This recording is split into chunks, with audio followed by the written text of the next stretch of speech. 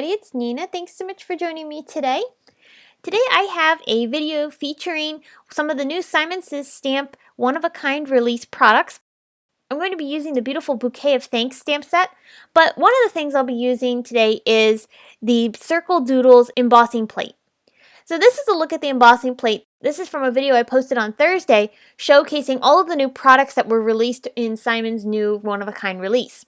So this is a look at the Circle Doodles embossing plate, and for those of you that have never used embossing plates before, embossing plates are basically sheets of metal that have a design etched into them, and as you run them through your die cutting machine, you are able to impress that design into the paper. I'm creating a sandwich here just like I would as if I was die cutting in my Bake Shop machine. So I've got my cutting plate and my regular platform, but I've also got a metal adapter plate underneath that bottom cutting plate to give a little bit of extra pressure. If you don't have the metal adapter plate, you could definitely use some cardstock and just layer that underneath the plate. I ran that through with some purple cardstock, and you can see the beautiful circle design that we have etched into this paper. It looks so pretty and reminds me very much of letterpress. This also is the same type of effect that you would get using embossing folders, just a different type of material that you're running through your machine. So what I wanted to showcase here is how you can step up this embossing really easily by just adding a little bit of ink over top of the design. I'm using an Ink Delicious ink duster brush and some Simon Says Stamp ink, and I'm very lightly going over top of the design with the brush. And this is brushing that ink onto the raised surface of that embossed design, and we're getting a really cool resist effect. So we have the lighter color of the paper and then the darker ink on top, and it has this really nice tone-on-tone effect. You can even step it up a little bit more if you take some darker ink and add that along the edges, or you could even add darker ink over the entire thing. But I wanted to increase the contrast by creating a halo of darker color around this so that the middle is lighter and the outer edges are darker. So that creates a really nice dimensional effect. So as we go ahead and use this on our card, it'll give our scene that we're going to add on top a lot more depth. So I'm going to go ahead and turn this into a card panel, but first let's go ahead and start coloring. So I've got the Simon Says Stamp Bouquet of Thanks stamp set and this gorgeous sketchy looking flower. I'm going to ink this up in some Simon Says Stamp Intense Black ink, and I've mounted this into my MISTI tool so that I can stamp this multiple times because I want this to have a really dark impression. And because I'm stamping on watercolor paper, it's much harder to get that darker impression right away. So you need to stamp over it a couple times to make sure you get it nice and crisp. So I'll go ahead and stamp that about 3 times, and then I'll take this out of my MISTI and start coloring. For the coloring, I used 2 different colors of greens and pinks and reds. So I used a pink, a red, and also 2 different types of greens. And that's going to allow me to create a shaded effect on these flowers very quickly and easily. This is very simple coloring. I didn't do anything too fancy. You can see I just added some color in different areas and blended it out with a water brush. The water brush that I'm using is from Simon Says Stamp. This is the small fine tip. There's also a medium as well, and I love using these brushes. For the flowers, I went ahead and added some of the pink, and then in the darkest corner, I went ahead and added just a tiny bit of red. Because the red is so dark, it's going to overpower the pink too quickly if I add a lot of that color. So by adding just a little bit, I'm able to blend that out and get the shaded effect that I want. I went ahead and colored in all of the flowers the exact same way that you're seeing here. I'm not going to show you all the flowers simply because it would take quite a bit of time to show you all those pieces, and the process is repetitive. So as I colored this image, you just keep in mind that I colored all of the different petals the exact same way. Now there are coordinating dies that go with that Bouquet of Thanks stamp set. So I'm going to go ahead and use that die to cut out the flowers. I love that this die cuts out also in between the flower stems down on the bottom. It's such a small area, but there are small cutting areas that cut into those in-between spots. So you don't have a full white piece down at the bottom there. You have those little nooks and crannies that allow this to look a little bit more realistic.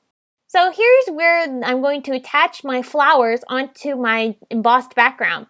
You can see that adding that ink along the edges really gives this whole scene some depth. I'm going to cut that panel out with the stitched rectangle die from Simon Says Stamp, and then I'm also going to bring just a little bit more of that dark purple ink and add it along the edges because I did trim this down and I lost a little bit of that dark on the corners, so I wanted to make sure I added that back in. After I added in the ink, I'm going to start attaching some panels of white cardstock layered together behind my embossed panel. So I'm taking 4 sheets of white cardstock and I'm going to layer all 4 of these together. So that way, as I add this onto the back side of my embossed panel, it gives the embossed panel some relief off of the card base, but not as much as foam tape. So it's not going to be quite as thick, but yet it still isn't fully flat onto the card. I'm going to take some double-sided foam tape and add this to the back side of my flowers so that I can pop them up off of my background panel. Once I remove the adhesive backing, I'm going to go ahead and line this up along the left-hand side of the card. And I make sure to line that bottom edge of the flower die up with the bottom edge of the cardstock panel. I'll add a little bit more adhesive to the back side of the entire piece, and then I'll bring in a white A2 card base to be able to mount my background panel onto the card base. Now it's time to work on a sentiment. So I'm going to bring in the new Big Day die. And this die is really fun because it cuts out this entire sentiment on a line.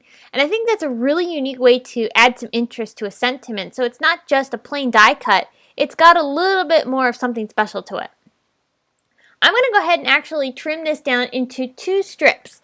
Now you see right here I have a dark pink cardstock that for the one sentiment, and I'm going to use white for the rest of the sentiment. So the white part is going to read "Today is," and then the bottom part is going to be in pink, and that's going to read "A Big Day." Now I ended up changing my mind a couple of times trying to decide what color I wanted that bottom pink color to be. I ended up deciding to go with one that was a little bit more on the redder side. Right here you see me adding on one that's a much lighter color, and I ended up going back over top of it with a dark pink marker, and that's going to make the sentiment match the coloring in my flowers a lot better.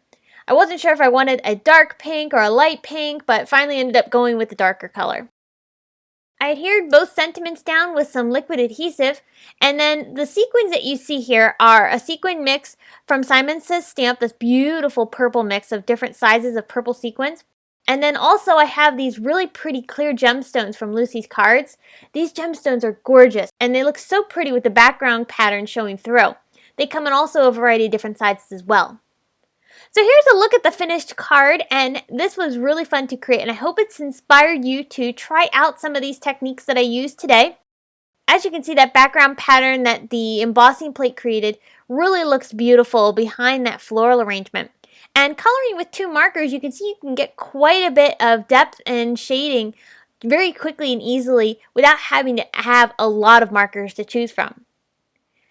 So here's a close-up look before we go of that beautiful embossed resist pattern. And like I said, you can use that embossing plate with or without ink. So if you want something a little bit more on the lighter side, just skip the ink and you'll be able to get that same effect. So I hope you enjoyed this video. Be sure to head on over to my blog where you can get more information on this card, including still pictures, products used, and there's also a giveaway involved with the Simon Says Stamp Release blog hop. If you enjoyed this video, here are 2 more you might like featuring Simon Says Stamp exclusive products. Please give this video a big thumbs up, subscribe to my YouTube channel, and you can find me on social media at Facebook, Twitter, YouTube, Instagram, and Pinterest. Thanks for watching. I'll see you again soon and have a fabulous day. Bye!